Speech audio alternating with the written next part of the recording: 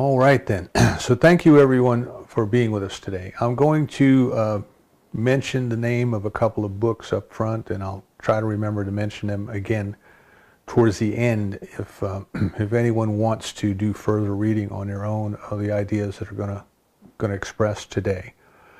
And the first, of course, is Dr. Holmes' Science of Mind textbook, and we're looking at the chapter What the Mystics Have Taught.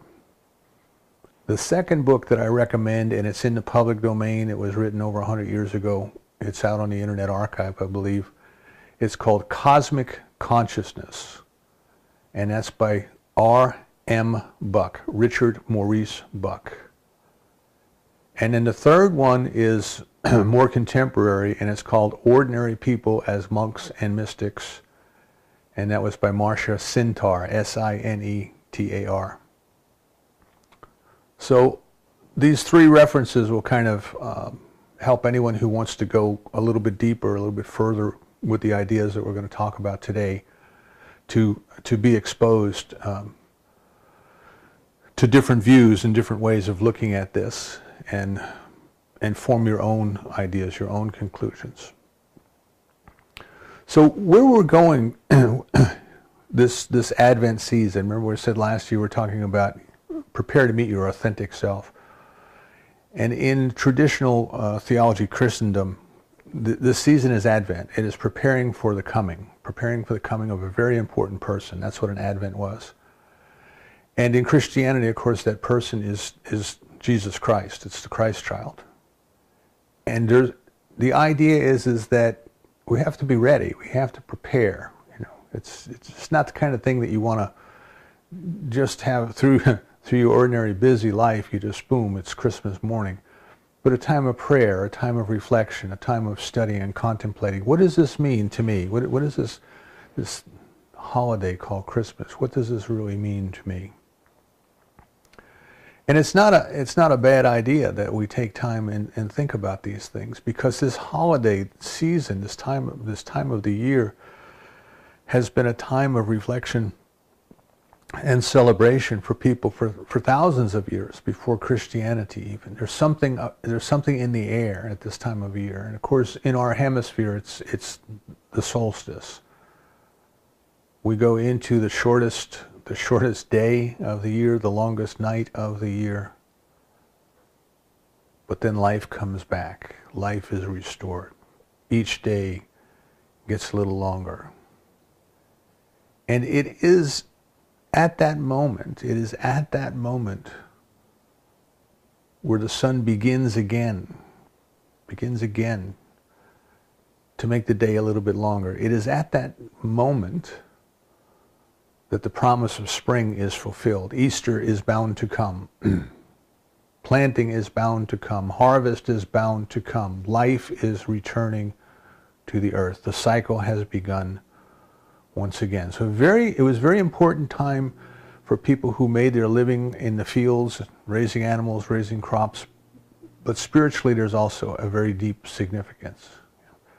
This is why in religions we have Festival of the Lights, and we're told that Jesus is the light of the world, and light is typically understanding. There's something about this metaphor. There's something about if we like people of old, if we spent our days and our nights outside in the fields watching our flocks sailing the seas.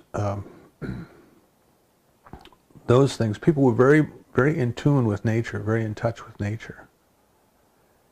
And we've lost that in our modern society. We spend all of our time indoors in front of a screen of one size or another. And we've kind of lost that touch with that. Kind of an innate connection that people had. You know, we look years ago in Egypt. Our teachers today would call it a cult, and typically cult, you know, it's used as a derogatory term, and it's also used to mean, you know, a little understood belief or a little understood religion. Typically people will find something they don't understand and they'll call it, well, that's just a cult, and all that means is they don't understand. So I'm not using the word in a derogatory sense at all. I'm just saying there's a religion of long ago that we as modern people don't understand, where the people celebrated the cows. Now we would say, oh, well, they worship cows. They were into the animus and spirits, and they worship cows and they worship trees. But I think we miss it when we try to label it like that. I think we miss the deeper meaning, the more intimate understanding. To these people, the cow in itself represented the miracle of life. Grass went in one end and milk came out the other. A calf came out. The calf drank the milk. The milk fed the human babies. And in this study then of just the miracle of nature, that it was presented to them and made visible in the cow, which was certainly very important to their culture and to their livelihood. In that cow, they could see the activity of the divine. They could see the presence of the divine. How perfect this creator must be, that the simple blade of grass, this tiny blade of grass, could create a bull, a huge animal, just from eating grass, and could create a cow just from eating the grass and drinking the water. And the sunshine and the soil and the water come together and they make the grass, and the grass makes the cow, and the cow makes the milk. And the milk feeds our babies. And if we take a deep breath and we think about that, this is gratitude. This is giving thanks. This is seeing the activity and the presence of God in the ordinary things. It is to a degree mystical. Mystical, to me, mystical means the experience of the presence of God. So the people who lived out of doors at the time of the winter solstice, they were able to perceive in the events of nature that had been taking place long before human beings were here and intelligent enough to look up and notice that there was something different. The seasons have been coming, the seasons have been going. Earth has been evolving. Nature has been evolving. It has been conspiring to produce individuals such as ourselves, who are capable of observing and capable of intellectually understanding, but using that intellectual understanding as a waypointer. Say, but there's a deeper meaning here.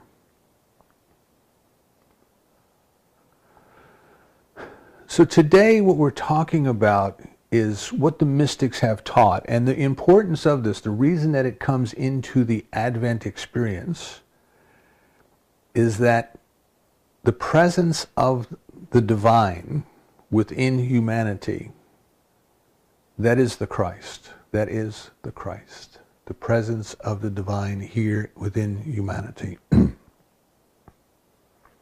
that is what we are preparing to discover in our year of spiritual growth. We hope that this Christmas we have moved a little bit from where we were last Christmas. We hope that our spiritual evolution is an upward spiral. That, I could tell in flying sailplanes, it looks like you're going in a circle, but every time you go around, you actually go up a little bit. So it looks like the sun has gone in a circle 365 days. I'm sorry, the earth has gone in a circle 365 days around the sun, but the sun is moving, and we're moving with it. So it's not like we just went around one more time. It may be. I mean, we go through those periods in our life where every year is much like the same. We haven't really grown much. We haven't really changed much. But hopefully the sun has moved for us. Hopefully our consciousness has moved a little bit. And we are now ready to look at this season in a slightly different light from where we were last year, to experience it differently. And I think that's an important word, experience. We can hear about, we can know about, we can sing about, we can write poems about, we can do all of these things. But unless what we are seeing is a reflection of our experience, unless what we are singing is something that comes from within to without, not something that we have learned by rote, the poems that we write are a movement of our heart. Unless there's some type of a deep inner connection, well, we really don't know. We just know about. We haven't experienced it. So this experience of the presence of the divine, this conscious communion, this conscious awareness of our connection to the Spirit is something that is not an intellectual thing. It is something that is, we would say, beyond words, but I don't think that's exactly correct. The Upanishads tell us that which is beyond words, but is from which words come. Now, if we're starting where we are and going back through words, through the thought that's behind the words, and then into the consciousness in which the thought occurs, and then the words come from, we might understand it that way. But another way of looking at it is that which is before words. Before words. A perceiving, a knowing.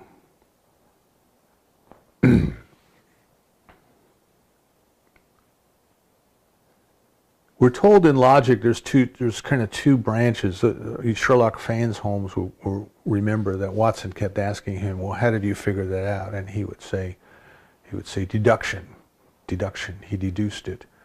So in deductive logic, we're trying to look at what we see around us, and we're trying to work our way back and figure out what that cause might be. What is that cause?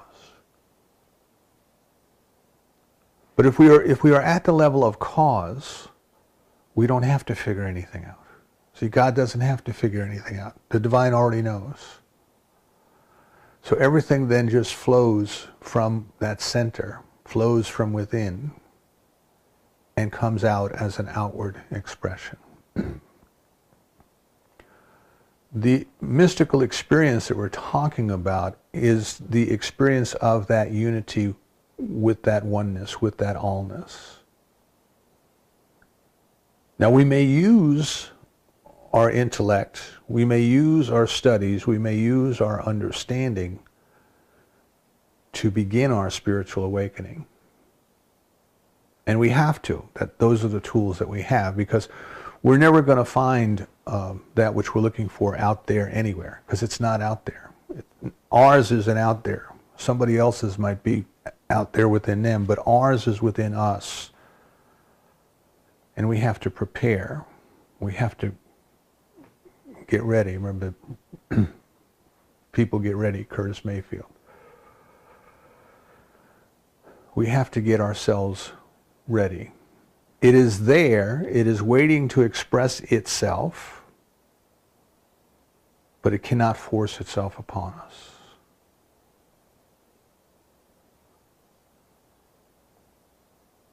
A seed or an acorn may be in the ground, but it cannot come up until its time is right. The seasons have to prepare for it. The water has to be there. The temperature has to be right. The sunlight has to be right. When the conditions are right, it grows naturally. Consider then that within each and every one of us there is a spiritual awareness. There is that which is laying in quiet repose, awaiting our sweet recognition of it. And that's how we create awareness. That's how we increase awareness, is by recognizing it. By turning within, by recognizing it, by giving it our attention. Anything we give our attention to seems to grow in our lives, you know. Even that which we would curse, we're giving our attention to. So we say that which you be careful what you complain about. You might be asking for more of it. So we want to look a little bit at this idea of what is a mystic and what have the mystics taught. And I think if we could take any one thing away from today, I would hope that it would be the awareness that this thing that we're talking about when we're talking about mysticism is not something strange. It is not something mysterious. Dr. Holmes tells us that a mystic is not a mysterious person, but a person who has a deep inner conviction of the unity of life. Very simple definition. Deep inner conviction. He didn't say an intellectual knowledge. He said a deep inner conviction of the unity of life. And a couple things, when we hear the word mystic in our society today and in our culture today, when we hear this idea of mystic, our society has kind of painted a derogatory picture, if you will, of who the mystics were and what the mystics are and how they became mystics, and have kind of steered us away from even aspiring towards exploring the idea or becoming the idea. It's esoteric, it's weird, it's strange. These are people who go live in the woods and sit naked under the tree and meditate, the forest dwellers of old. Or they go live in a cave and they stare at the wall of a cave for 9 or 10 years at a time. Or there are individuals who have lived in convents or cloisters, St. John of the Cross, Teresa of Avila. And they demonstrated weird and mysterious powers. They could levitate and they would bleed from the nail wounds that Jesus experienced. And we're kind of given all of these ideas, at least I was certainly as a kid growing up, we're kind of given all of these ideas that this is not for you. This is not something for the ordinary person to aspire towards or to attain. And we need to explore that. We need to explore where we individually are with this idea.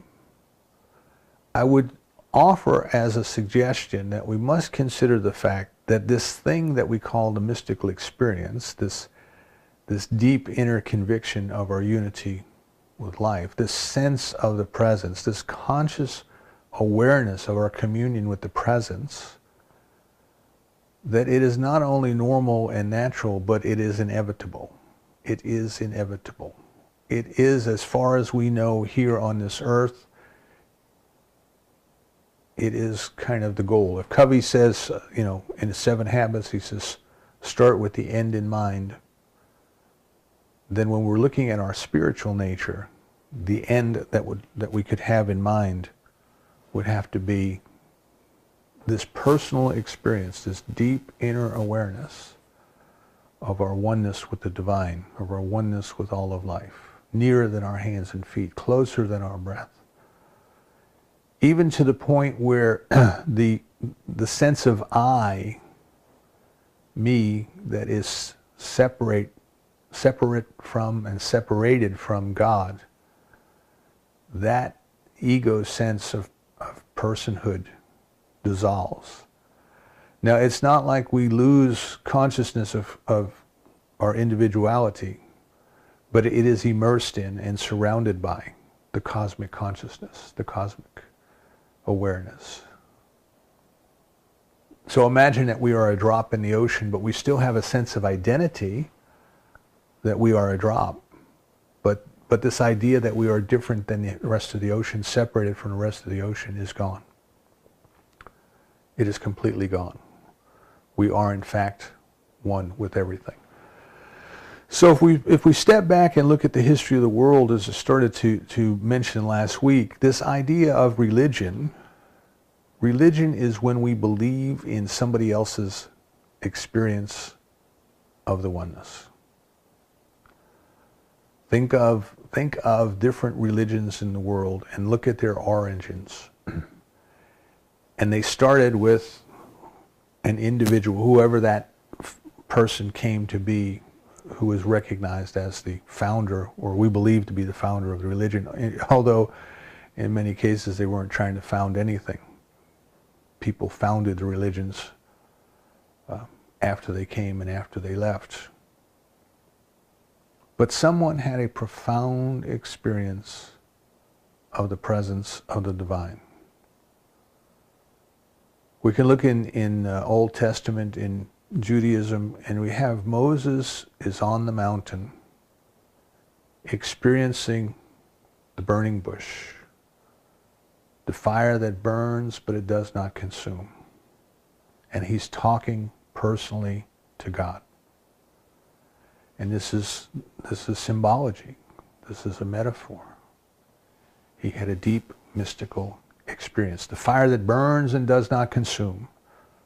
Deep mystical experience, the light. This is something that's common. If you pick up Richard Maurice Buck's book, or you download it off the internet and read it, he talks about the experience of the light being something common. What Buck did was, he was a psychiatrist. He was a Canadian psychiatrist, and he had a mystical experience, and he, being a psychiatrist, wanted to know what was that. Holy mackerel, what was that? And he started to study, as a physician, he started to study this phenomenon. And what his book, Cosmic Consciousness, documents is kind of the different people throughout history who have described experiences that he would call experiences of cosmic consciousness. He didn't call them mystical experiences, he called them experiences of cosmic consciousness. But one of the similarities between the experiences is this feeling of the light. Not only does the light consume us and surround us, but it is as if everything is aglow. Everything around us is aglow. Bathed in the light, blinded by the light. Paul was knocked off his horse. He was blinded by the light. Right? The light is coming into the world. Right? So now we tie it into the solstice.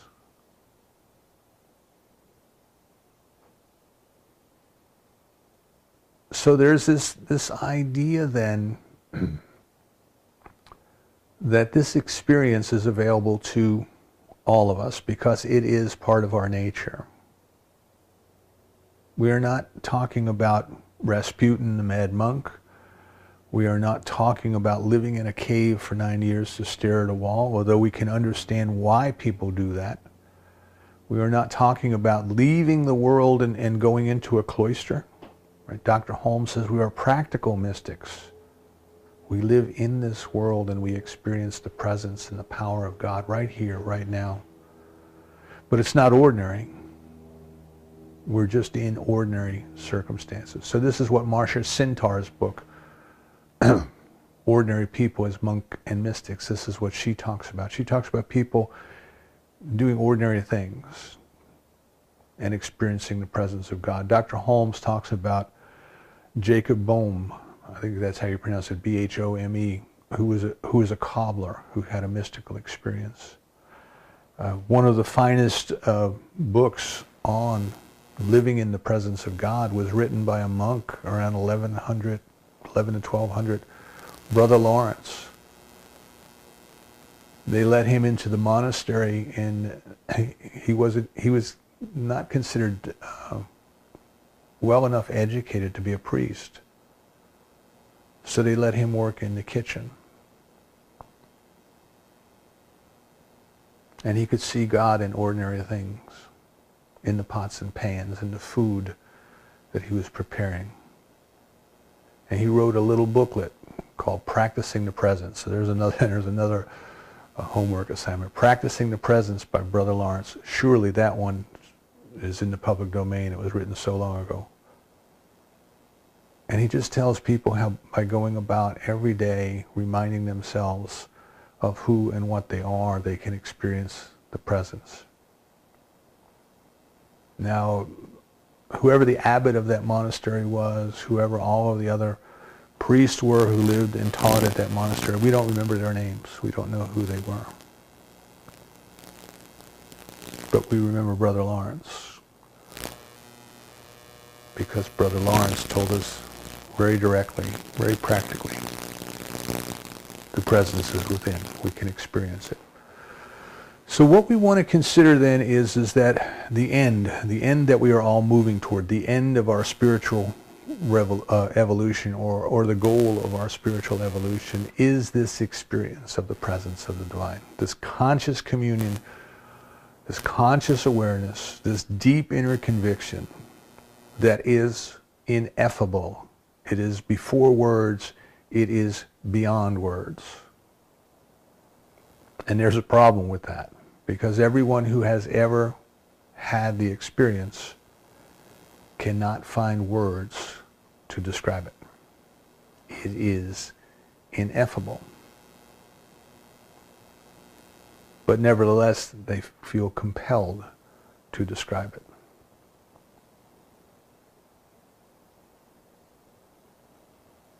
And in so doing, fail miserably.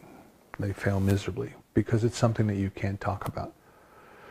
So Plato, in his piece, The Republic, Plato gives us the symbolism of the cave. He talks about the people who were raised inside a cave, and they are restrained in that cave in such a way that they can't see the opening of the cave. They can only see the wall that is opposite the opening. And everything that they see is but a shadow. It is but a shadow. And one day, one of the people who lives in that cave manages to break free of the shackles, and they go outside. And the first thing is they're blinded by the light. So where I was going before is blinded by the light. Paul was knocked off his horse, was blinded by the light. Moses experienced the burning bush. Look at the different founders of religions. Look at the people who were there at the very beginning, and you'll see this commonality.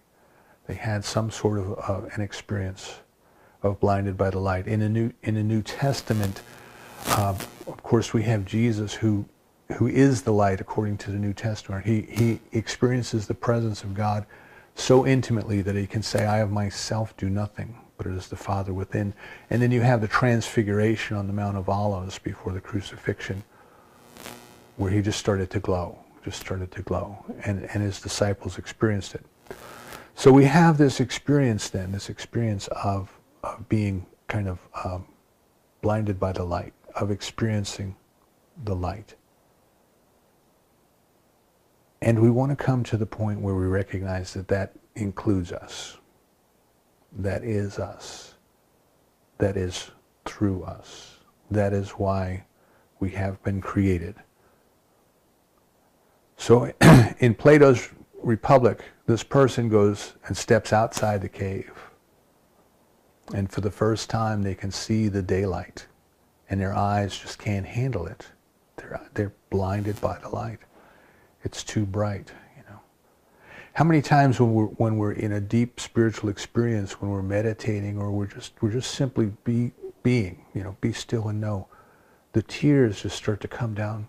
They stream from our eyes. We're overflowing with this sense of love. It's as if our eyes have seen something they are not capable of. And in the Republic, this person goes and stands outside and suddenly realizes that everything that he knew, or she knew, up until this point, everything is but a shadow, but a reflection of some other reality. The shadow figures of people kind of floating by on the wall of the cave, well, these were the shadows of people walking down the road. And the same with the animals, and the same with the carts. And the people in the cave, they looked at the shadows and they made up their stories about what those shadows were. Don't we do that? All of us? We see something, we turn on the news, we see something, and immediately we start making up stories about what that means. And our stories are nothing but stories. And the things that we see and the stories that we make up, well, they're reflections of ourselves. They're not reflections of the reality. They're only as much as we're willing to see at that moment. So this person steps outside and they're blinded by the light, and they see that there's a whole different reality, a whole different world. And they come back into the cave and they try to tell everybody. He tries to tell everybody, she tries to tell everybody, tries to tell everybody. You don't understand. You don't understand. Everything that you're looking at is just a shadow. Everything that you're looking at is your imagination. There's a whole different reality. There's a whole different way of being. There's a whole different world. And it's out there. And all we have to do is go experience it. And what Plato tells us then is, of course, the people didn't believe him. They thought he was crazy. He was, sit down, have a drink of water. Something's wrong with you.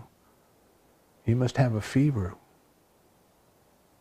And this is what happens. This is what happens in different cultures. We take people who have had these glimpses of the cosmic consciousness, these glimpses of the mystical experience, these glimpses of the presence of the Christ within, and we think there's something wrong with them. We make them different than we are. We set them apart from ourselves. In New Testament Christianity, Jesus is telling people, he says, everything that I have done you can do, and even more. If you will seek first the kingdom, if you will go within, if you will go in secret to your prayer closet, speak to God.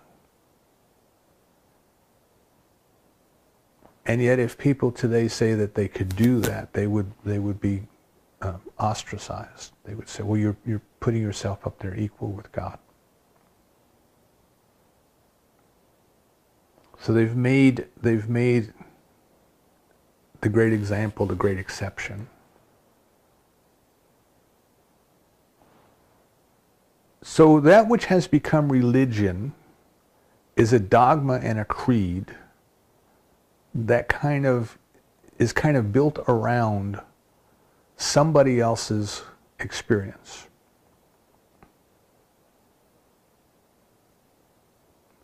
And people study that dogma and their creed, and they try to study the life and the behavior of the individuals.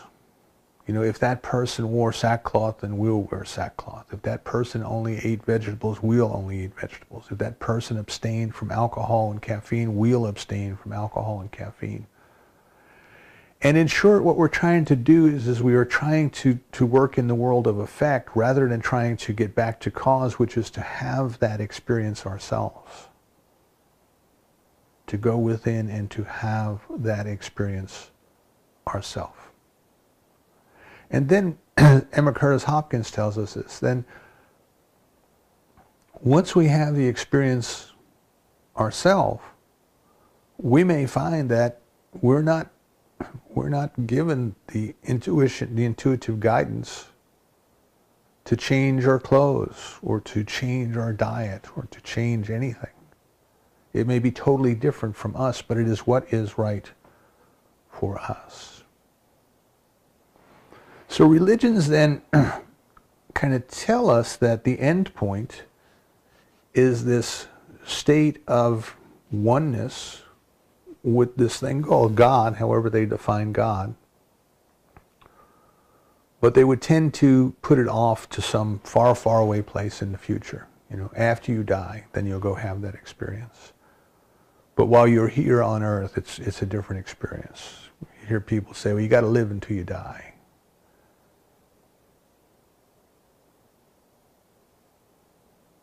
I think what we want to do as we prepare this Advent season is we want to ask ourselves, is that necessarily true?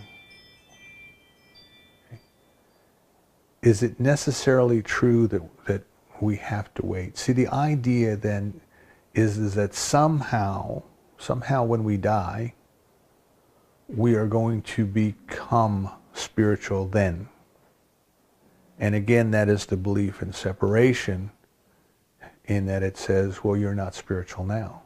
You're not spiritual now, you're human now, but after you die, well, then you'll be spiritual, then you'll have this spiritual experience. And that is not what the great teachers have told us. It is here, it is now, be still, and know.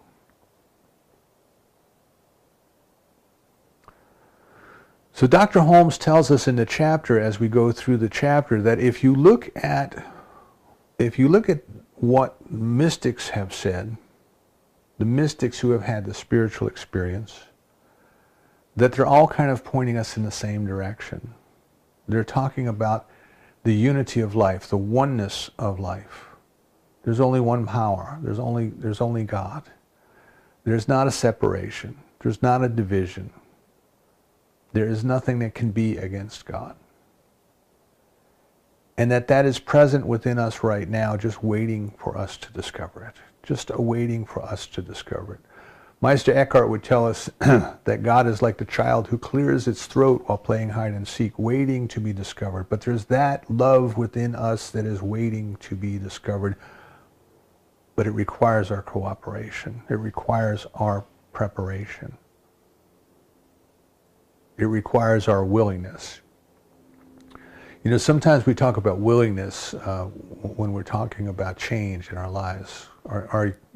Louise Hay would say this, you know, are you willing to change? Are you willing to accept that if that comes into your life now? Are you willing to let go of whatever you need to let go of? And sometimes, quite frankly, our answer is no, not yet. You know, kind of like Augustine. Oh, Lord, make me good, but not yet. He was still having too much fun. So if we're not willing right now, then maybe we can back up a step and say, are you willing to become willing? Are you willing to become willing? And what is it that we are willing to experience? What are we talking about? And we're talking about, are you willing to experience the conscious awareness, experience, not the intellectual knowing, experience the conscious awareness of the presence of God right here and right now, in us, as us, around us, and through us. Not far, far away, a long, long time ago, or a long, long time in the future, but right here, right now. That which is omnipresence is right here and is right now. That which is all-powerful is right here and is right now. That which is all wisdom is right here and right now. The one line from Rumi that many people resonate with, and I think we can too, is he says, beyond ideas of right doing and wrongdoing, there is a field. I will meet you there. Beyond ideas of right doing and wrongdoing, in that place of unity, in that place of oneness, in that place of perfect peace that is beyond understanding, because it is beyond words, it is beyond right doing, it is beyond wrongdoing, it just simply is. It is the very presence of the divine.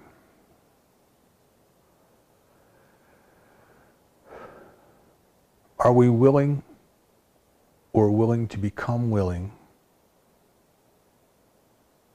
to open ourselves up to allow that presence which is within to express itself? To let go of every idea of separation, to let go of every idea that this thing called a mystical experience is for other people but not for me, that it is for strange people and I don't want to be strange.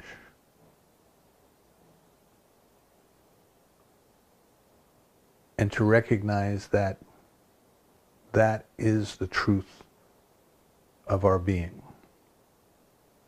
Physical evolution was set up to bring life to the point where it created a vehicle, the human body,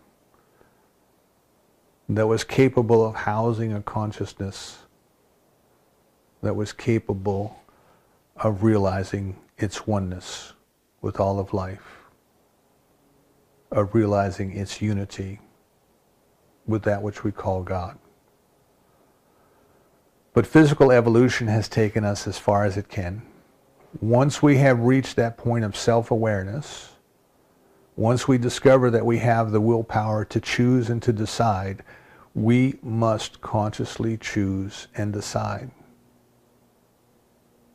We must then do the things that we ought to do in order to have the experience we wish to have. Now, the simple way to start, it's not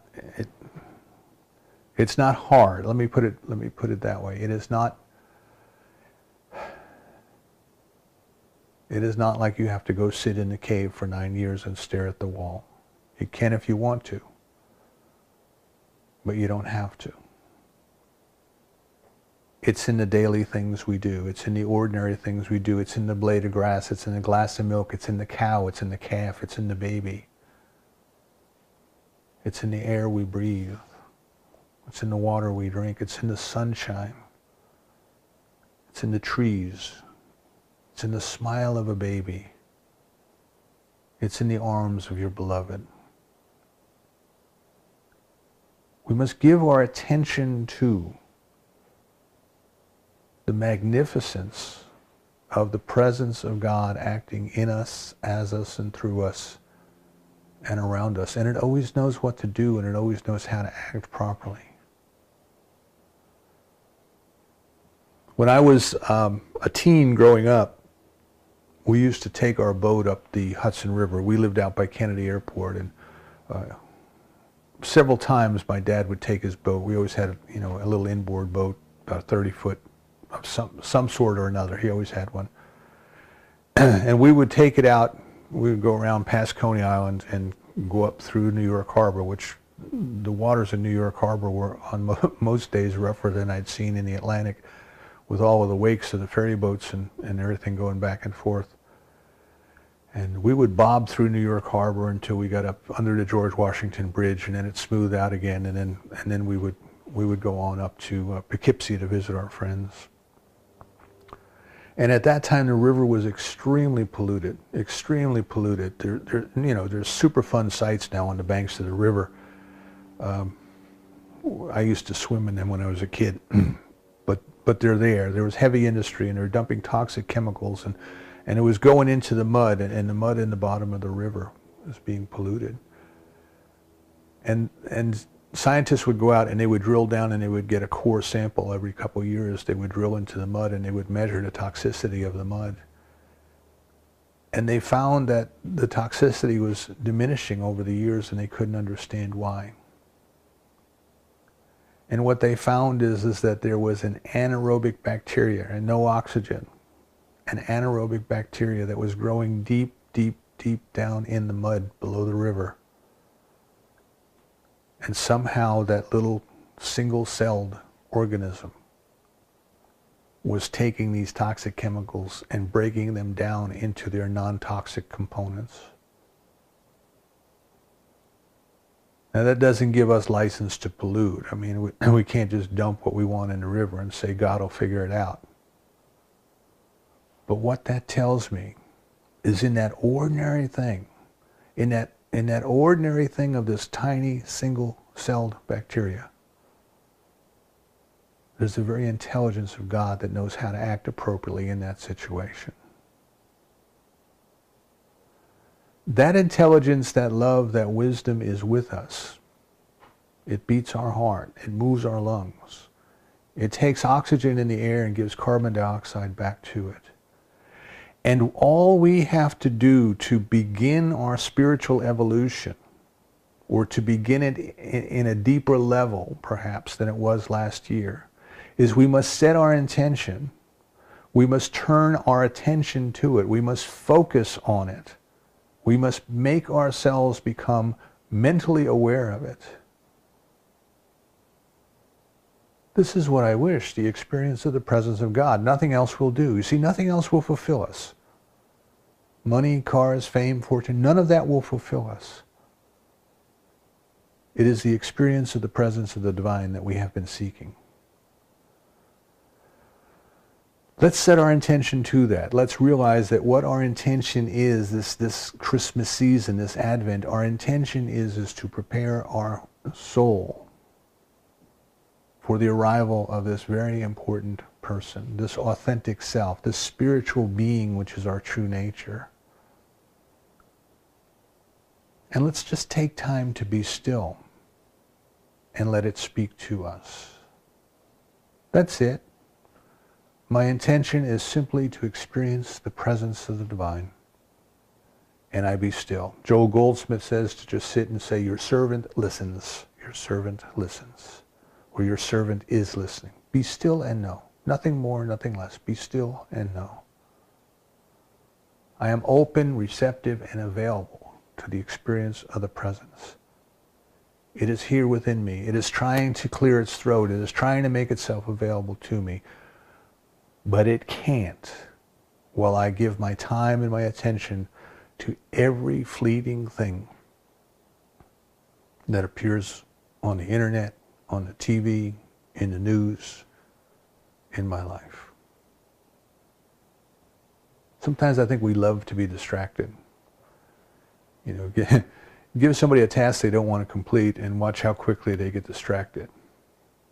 Oh, well, I need to go do this, or I need to go, I forgot to call somebody, and we go everywhere.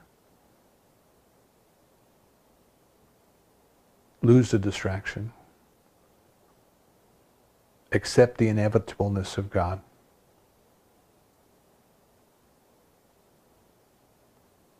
The mystical experience is what is seeking you. It is what you are seeking. It is what is represented by the birth of the Christ being the presence of God within man. So let this season be the season that we dedicate ourselves to it. It's only a matter of time.